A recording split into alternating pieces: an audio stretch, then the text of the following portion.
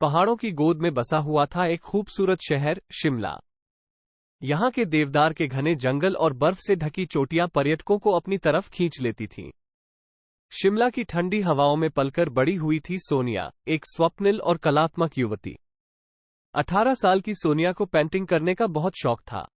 अक्सर वो शिमला के कोलाहल से दूर निकलकर शहर के बाहर किसी खूबसूरत जगह पर चली जाती थी। प्रकृति की खूबसूरती, सूरज की किरणें पत्तों से छनकर जमीन पर पड़ना, पहाड़ों की ऊंचाई और दूर बहती नदी की कलकल धारा, ये सब चीजें सोनिया को अपनी ओर खींचती थीं। और फिर वह अपने कैनवास पर उन खूबसूरत पलों को उतार देती थी। एक सुबह सोनिया पेंटिंग करने के लिए शिमला से कुछ दूर स्थित सरोवर तलैया के पास गई। यह एक सुनसान सी झील थी जो देवदार के घने जंगल से घिरी हुई थी। झील के किनारे सोनिया को एक बड़ा सा चट्टान मिला। चट्टान पर बैठकर उसने अपना कैनवास निकाला और आसपास के नजारे को अपने ब्रश से पेंट करना शुरू किया। पेड़ों की हवाओं में सरसराहट, पहाड़ों की खामोशी और दूर से आती हुई कोयल की मीठी आवाज, ये सब सोनिया को एक सुकून दे रहा था। तभी उसने देखा कि एक चमकदार सफेद तितली झील के ऊपर मंडरा रही है। वह तितली किसी साधारण तितली से अलग थी। उसके पंखों पर सुनहरे धब्बे थे और उसके चारों ओर एक हल्की सी रोशनी चमक रही थी। सोनिया मंत्रमुग्ध होकर उस तितली को देखती रही। उसने सोचा कि काश वह इस खूबसूरत तितली को अपने कैनवास पर उतार पाती। जैसे ही यह ख्याल उसके दिमाग में आया, उसने अपना सामान समेटना शुरू किया। लेकिन तितली मानो सोनिया को इंतजार कर रही हो। वह धीरे धीरे झील के बीचों बीच एक चट्टान पर जाकर बैठ गई। सोनिया को यह मौका चूकना नहीं था। वो झील के किनारे से चट्टान तक पहुंचने के लिए एक छोटी सी नाव किराए पर ली।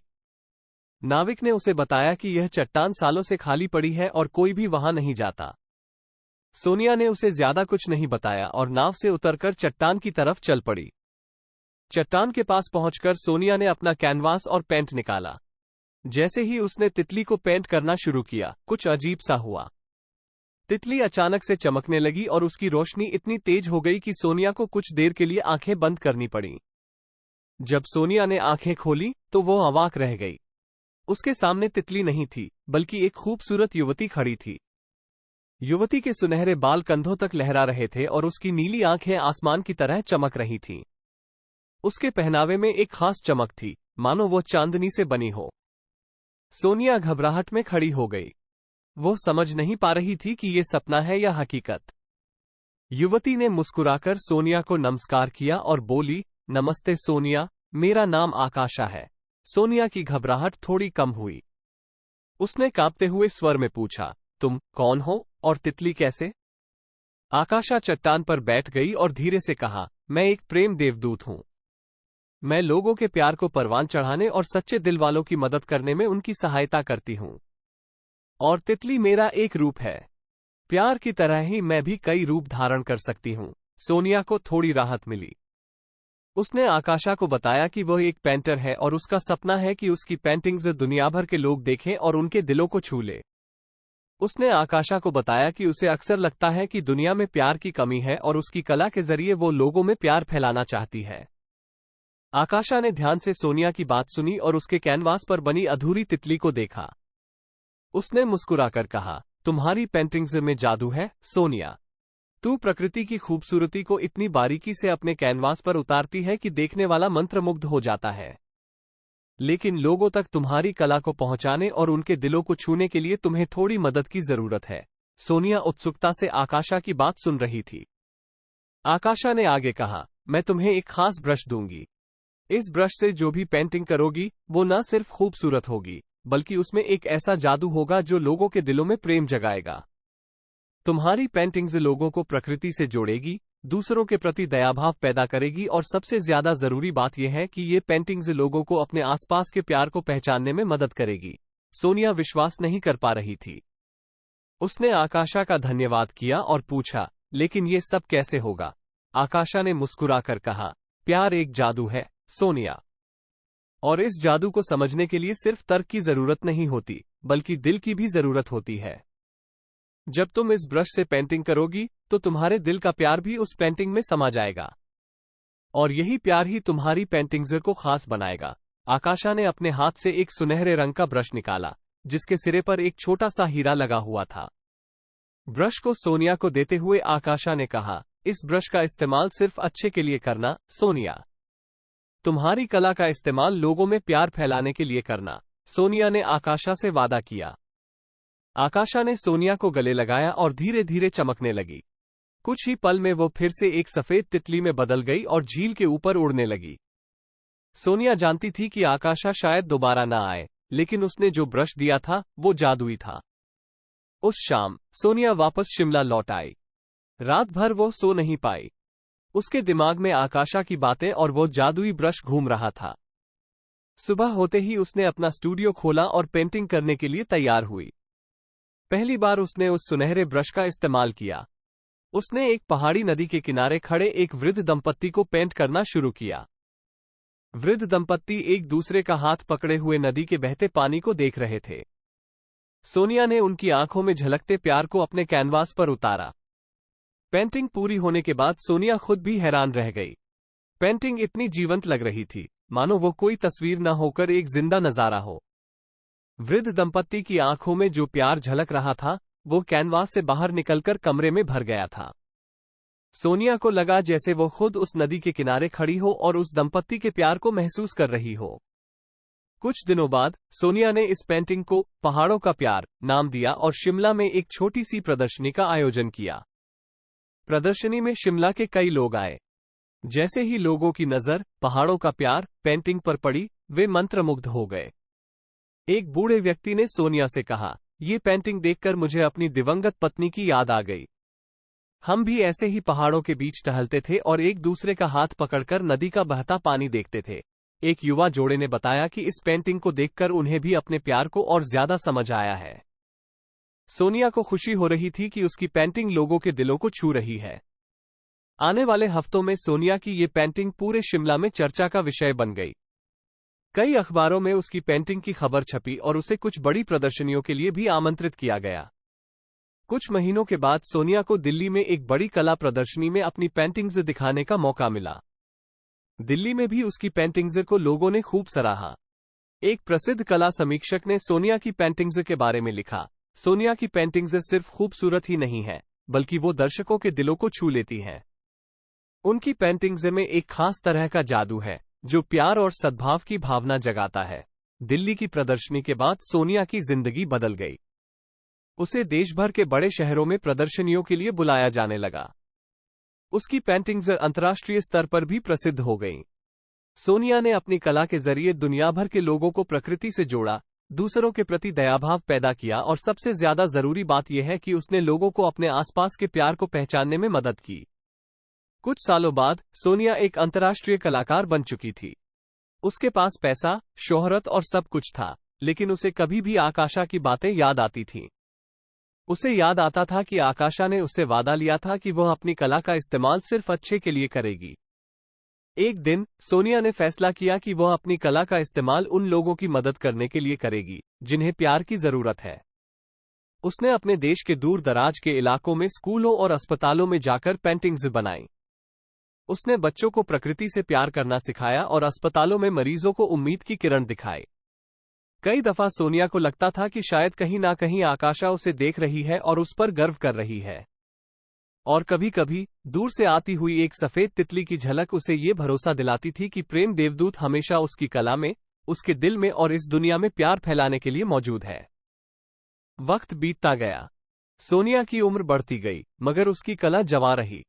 एक दिन उसे न्यूयॉर्क में एक बड़ी प्रदर्शनी के लिए आमंत्रित किया गया। न्यूयॉर्क पहुंचकर सोनिया एक छोटे से होटल में रुकी। प्रदर्शनी से एक दिन पहले शाम को वो सेंट्रल पार्क में घूम रही थी। पार्क में घूमते हुए सोनिया एक बेंच पर बैठे एक बुजुर्ग दंपत्ति के पास पहुंच गई। दंपत्ति एक दूसरे का हाथ थामे हुए थे, लेकिन उनके चेहरे पर उदासी छा रही थी। सोनिया को लगा जैसे उनकी आंखों में वो चमक नहीं थी जो उसने अपनी पहली पेंटिंग पहाड़ों का प्यार में बनाई थी। सोनिया उनके पास बैठ गई और उनसे बात करने की हिम्मत जुटाई। दंपत्ति का नाम डेविड और एमिली था। उन्होंने सोनिया को बताया कि उनकी शादी को 50 साल हो चुके हैं। उनके बच्चे बड़े होकर दूर चले गए हैं और अब उनके पास सिर्फ एक दूसरे का साथ है। लेकिन पिछले कुछ समय से उनके रिश्ते में खटास आ गई है। वो पहले जैसा प्यार महसूस नहीं करते। सोनिया उनकी बातें ध्यान से सुनती रही। उसे लगा जैसे उसे आकाशा ने ही उनके पास भेजा है। उसने डेविड और एमिली को अपनी कहानी सुनाई। कैसे उसे एक प्रेम देवदूत ने जादुई ब्रश दिया था और उसने अपनी कला के जरिए दुनिया में प्यार फैलाने की कोशिश की। डेविड और एमिली सोनिया की कहानी सुनकर हैरान रह गए। सोनिया ने उनसे पूछा, क्या आपको लगता है कि आप दोनों के बीच का प्यार खत्म हो गया है? एमिली ने आंखों में आंसू लिए कहा, शायद हाँ। सोनिया ने मुस्कुराकर कहा, प्यार कभी खत्म नहीं होता।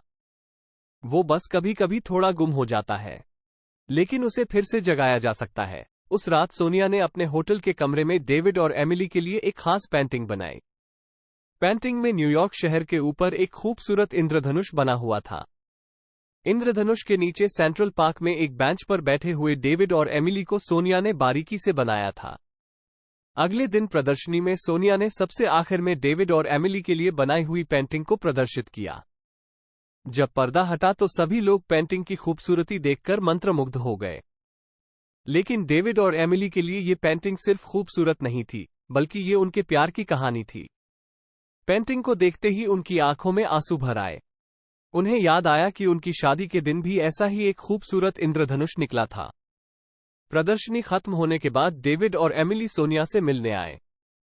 उन्होंने सोनिया को गले लगा लिया और धन्यवाद दिया। उन्होंने बताया कि पेंटिंग को देखकर उन्हें अपने प्यार को फिर से जगाने की हिम्मत मिली है। सोनिया को खुशी हुई कि उसने एक बार फिर से अपनी कला के जरिए प्यार फैलाने में कामयाबी हासिल की है। कुछ ही सालों बाद सोनिया ने रिटायर होने का फैसला किया। उसने शिमला के पास वापस आकर एक छोटा सा आर्ट स्कूल खोला। वहां उसने युवा कलाकारों को न सिर्फ पेंटिंग सिखाई, बल्कि उन्हें अपनी कला के जरिए दुनिया में प्यार फैलाने के लिए भी प्रेरित किया। हालांकि उसे कभी दोबारा आकाशा नहीं दिखी, मगर उसे पूरा विश्वास था कि प्रेम देवदूत कहीं ना कहीं मौजूद है। और जब भी दुनिया में प्यार की कमी होगी, तो कहीं ना कोई प्रेम देवदूत जरूर किसी कलाकार, कवि या संगीतकार के रूप में सामने आएगा और इस दुनिया में प्यार का जादू फिर से बिखेर देगा। एक शाम सोनिया अपने आर्ट स्कूल के बगीचे में बैठी सूर्यास्त देख रही थी। तभी उसने दूर से आती हुई एक सफेद तितली की झलक देखी। तितली धीरे धीरे सोनिया के पास आई और उसके कंधे पर बैठ गई। सोनिया की सांसें थम गईं। उसे यकीन नहीं हो रहा था कि इतने सालों बाद उसे आकाशा फिर से दिख रही है। आकाशा ने मुस्कुराकर सोनिया को देखा और कहा, बहुत अच्छा काम किया सोनिया। तूने अपनी कला के जरिए दुनिया में बहुत प्यार फैलाया है। सोनिया की आंखों में खुशी के आंसू आ गए। उसने धीरे से आकाशा को छुआ और पूछा, तुम इतने सालों बाद क्यों आई? आकाशा ने कहा, प्यार का कोई अंत नहीं होता सोनिया, और जब भी दुनिया में प्यार की जरूरत होती है तो हम प्रेम देवदूत किसी न किसी रूप में आते हैं। तुझे अब मेरी मदद की जरूरत नहीं है, तू खुद ही एक प्यार की किरण बन चुकी है। ये कहते हुए आकाशा धीरे धीरे चमकने लगी।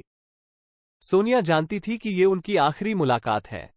आखिरी बार उसने आकाशा को गले लगाया और धन्यवाद दिया। कुछ ही पल में आकाशा गायब हो गई, लेकिन उसके जाने के बाद भी सोनिया को उसके कंधे पर तितली के पंखों का हल्का सा स्पर्श महसूस हुआ। वो जानती थी कि आकाशा भले ही चली गई है, लेकिन उसने जो प्यार का जादू सिखाया था वो हमेशा उसके साथ रहेगा। सोनिया ने उसी शाम अपने आर्ट स्कूल के सभी छात्रों को इकट्ठा किया।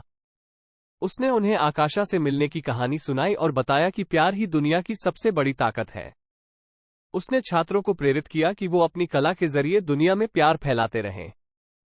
उस रात सोनिया को एक सुकून का अनुभव हुआ। उसे पता था कि प्रेम देवदूत भले ही आते जाते रहते हैं, लेकिन प्यार का सिलसिला हमेशा चलता रहता है। और वो ये भी जानती थी कि अगर कभी दुनिया में प्यार की कमी होगी तो वो खुद भी अपनी कला के जरिए प्यार का प्रचार करती रहेगी। शिमला के पहाड़ों के बीच सोनिया का आर्ट स्कूल एक छोटा सा प्यार का चश्मा बन गया था। वहां से निकलने वाले हर कलाकार अपने ब्रश से न सिर्फ खूबसूरत पेंटिंग्स बनाता था, बल्कि दुनिया में प्यार का रंग भी भरता था। और ये सिलसिला यूं ही चलता रहा, पीढ़ी दर पीढ़ी, युगों युगों तक।